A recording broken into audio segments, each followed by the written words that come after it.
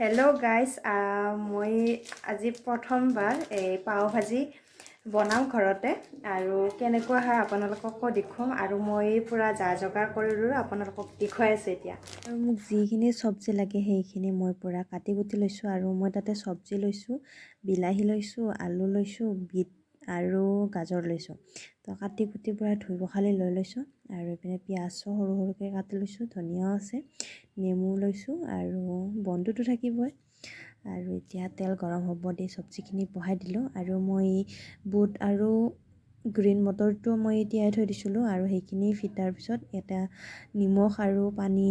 দি কিনে সেইখিনিও একেলগে বইল হ'ব দিছোঁ মই মোটামুটি 5টা হুইচেল আহিব দিছোঁ আৰু তাৰপিছত সেইখিনি বইল হোৱাৰ পিছত এতিয়া মই কেৰাহীটোত পিঁয়াজখিনি বহাই দিলোঁ আৰু ইয়াতে মছলাটো আছিল মেগী মছলা আছিল ধনিয়াৰ গুড়া আৰু ৰেড চিলি আছিল কিন্তু আমাৰ ইয়াত পাও ভাজি মছলাটো নাপালে তো পাও ভাজি মছলাটো দিয়াই নহ'লে কিন্তু আৰু উপায় নাই আৰু তো সেইকাৰণে মেগী মছলাটোৱে দি দিলোঁ তো এইখিনি পূৰা ভালদৰে ভাজি ল'লোঁ আৰু এইখিনি যিখিনি বইল হ'ব দিছিলোঁ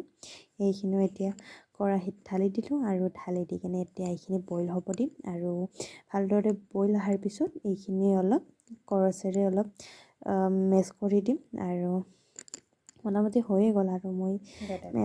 অলপ মেছ কৰি আছোঁ কিন্তু দাদাক মই নিমখটো কেনেকুৱা হৈছে বঢ়িয়া হৈছে ধুনীয়া বঢ়িয়া বনাইছা ৰেডি হৈ গ'ল আমাৰ ভাজি ইয়াতে পাওটো কাটি লোৱা হৈছে আৰু ইয়াতে এতিয়া ফ্ৰাই কৰিম অলপ মোৰ পাও ভাজি ৰেডি হৈ গ'ল আৰু এতিয়া মই প্লেটিং কৰি আছোঁ প্ৰথমতে পাওখিনি তেললৈ এয়া ভাজিখিনি বাট কেনেকুৱা হৈছে মই নাজানো টেষ্ট কৰি চোৱা নাই বাট দাদাই বেয়া হোৱা বুলি কোৱা নাই তো এতিয়া খাওঁ আজিলৈ আহিছোঁ বাই বাই